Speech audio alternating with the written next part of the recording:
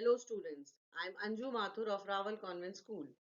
Today I'm going to start a new poem named Stopping by Woods on a Snowy Evening by Robert Frost, in which a speaker stops to watch snow falling through the trees and consider the darkness and the journey ahead.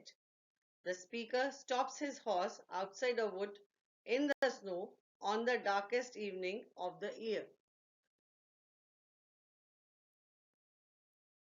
About the poet. Stopping by woods on a snowy evening. Diction of the poem. Rhyme of the poem. Poetic devices used in the poem. What is the central purpose of the poem? These are the topics we are going to study here. About the poet. Robert Frost is known as the nature poet, modern poet, and a lyric poet. We find natural element in his poetry. He is also known as regional poet. Stopping by the Woods on a Snowy Evening is an inspiring poem by Robert Lee Frost. The poem Stopping by Woods on a Snowy Evening is a meaningful poem. It conveys an important idea of keeping up one's duties and responsibilities when alive. Whose woods these are? I think I know. His house is in the village thou. He will not see me stopping here to watch his woods fill up with snow. In this stanza, the narrator may be the poet himself of the poem, stopping by woods on a snowy evening, stops by some woods on his way one evening. The narrator knows the owner of the woods and even where he lives. He is a bit relaxed thinking that the owner of the woods live in the village, and so he won't see the narrator stopping here.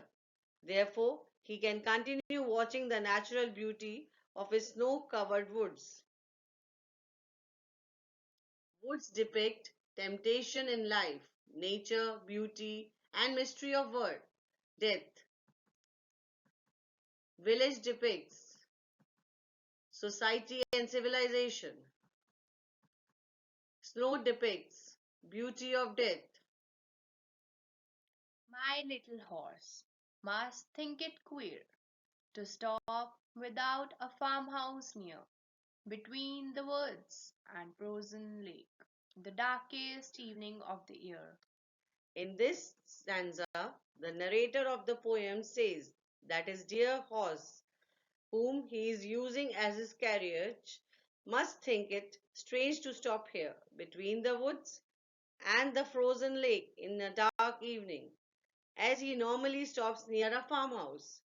The narrator calls his horse my little horse, as it is very dear to him, or maybe the horse is a little one. In the literal sense, that is a pony.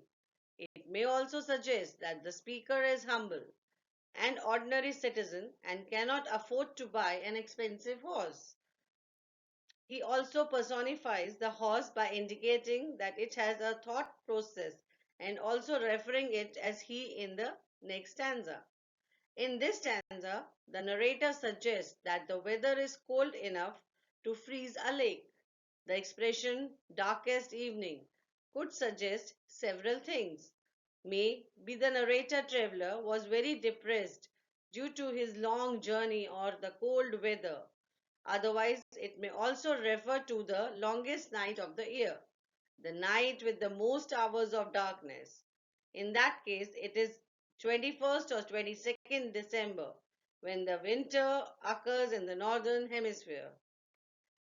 Frozen Lake depicts the period of birth to death. He gives his harness, bells a shake, to ask if there is some mistake.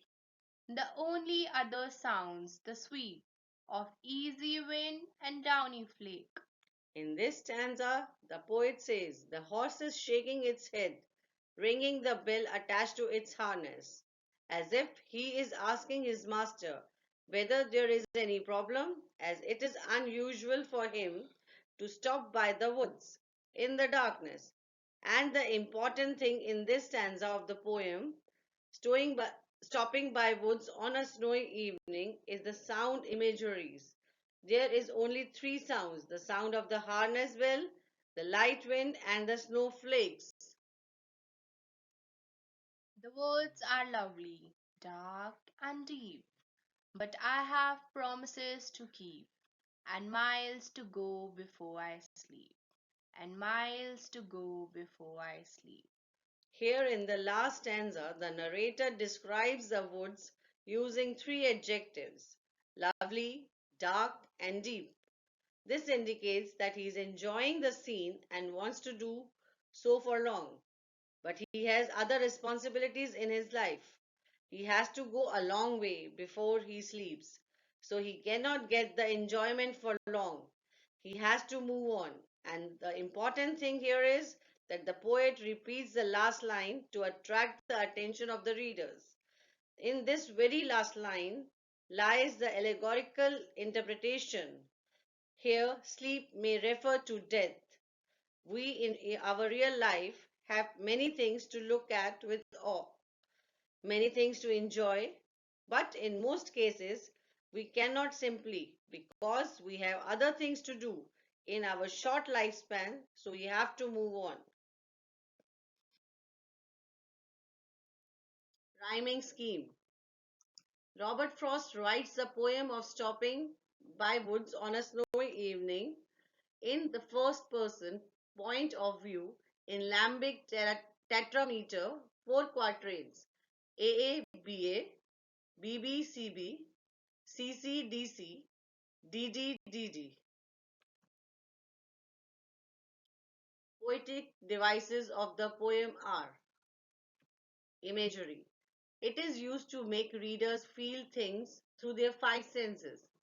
The poet has used the images for the sense of sights, such as woods, house, lake, and these images see the woods as a source of solace and comfort to a lonely traveler. Personification. Poet has personified the thinking of the horse mildly in the second stanza, when it stops, and in the third stanza he gives a sign to the rider. Alliteration. It is the repetition of the same consonant sounds in the same lines, such as the consistent use of H sound, whose, his, house, he, here, his. W sound, woods, will, watch, woods. S sound, see, stopping, snow. Repetition. It is when words or phrases are repeated in a poem, such as in stopping by woods, and miles to go before I sleep, and miles to go before I sleep. Diction of the poem. Robert Frost uses consonants in his word choice to produce a calm, serene tones which makes the poem flow smoothly from line to line. He uses phrases like of easy wind and downy flake or the woods are lovely, dark and deep to create a peaceful, soothing tone. At the end of the poem, he uses repetition in the phrase and miles to go before I sleep and miles to go before I sleep to suggest the idea of a long journey ahead of him. Central purpose of poem. The speaker wants to reflect his feeling and experience he encountered during his journey in the woods. That is, he has realized peace, beauty in nature, and death. In nature, you can find beauty and peace at heart. You cannot choose what you really want to do if you have promises to keep, which are your duty and responsibility to fulfill. Hope you are clear with the explanation of the poem. Thank you.